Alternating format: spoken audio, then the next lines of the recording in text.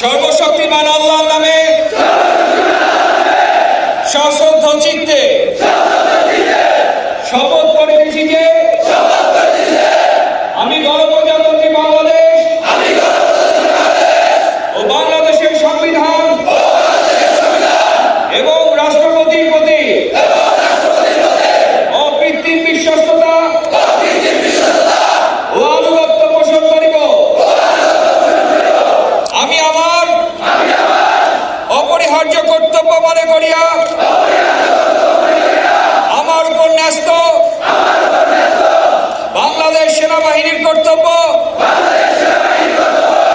আমি সততা ও বিশ্বস্ততার সহিত পালন করিব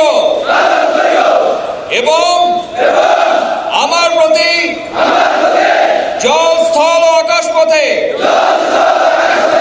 যেখানেই যাইবার আদেশ করা হইবে সেখানেই যাইব। আমার জীবন বিপন্ন করিয়াও আমার উপর নিয়োজিত